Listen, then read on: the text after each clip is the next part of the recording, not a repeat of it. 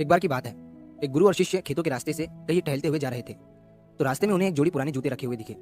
उन्होंने इधर उधर देखा तो थोड़ी दूरी पर एक किसान खेतों में काम कर रहा था और वो जूते उसी के थे। ये देखकर शिष्य को शरारत सूझी और उसने मुस्कुराते हुए अपने गुरु से कहा कि गुरुजी, मैं अभी ऐसा काम करने वाला हूँ जिससे आप खुश हो जाओगे और हंसने लगोगे। गुरुजी ने उससे पूछा कि तुम क्या करने वाले हो जिससे मैं हंसने लगूंगा। तो शिष्य ने कहा, क्यों ना गुरुजी हम ये जूते कहीं छिपा दें और हम भी झाड़ियों के पीछे छिप जाएं, और जब वो किसान यहाँ पर आएगा और उसे जूते नहीं दिखेंगे तो बड़ा मजा आएगा और आपकी हंसी छूट जाएंगी। गुरुजी ने शिष्य से कहा कि इससे मैं खुश होने वाला नहीं हूँ, किसी को परेशान करना अच्छी बात नहीं है। तभी गुरुजी ने शिष्य से कहा कि अब मैं ऐसा काम करूंगा जिससे तुम खुश हो जाओगे। तभी शिष्य ने कहा कि वो कैसे।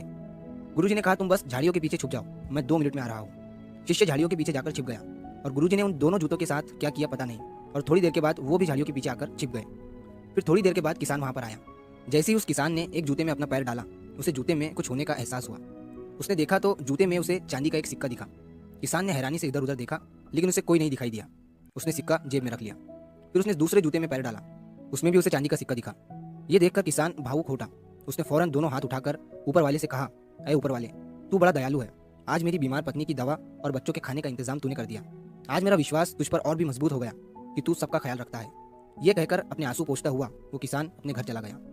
ये नज़ारा देखकर शिष्य हैरान हो गया और अंदर ही अंदर उसे बहुत खुशी महसूस होने लगी और उसे अच्छा फील होने लगा। तभी गुरु ने अपने शिष्य से पूछा, अब बताओ, इसमें ज़्यादा मज़ा आया या तुम्हारे जूते छिपाने में ज़्यादा मज़ा आता। शिष्य ने अपने गुरु को जवाब दिया कि आज मुझे आपने ज़िंदगी की सच्ची सीख दी है। जो मज़ा दूसरों को खुश होता हुआ देखने में है वो किसी और चीज़ में नहीं है।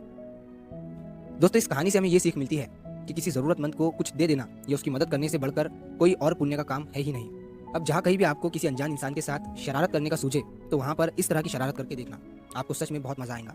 या फिर आप जब अपना जन्मदिन मनाते हो तो केक या दोस्तों को पार्टी देने के बजाय किसी हॉस्पिटल या रेलवे स्टेशन के बाहर जाकर वहाँ के लोगों को कुछ खिला देना, आपको अपना जन्मदिन मनाने पर गर्व महसूस होगा।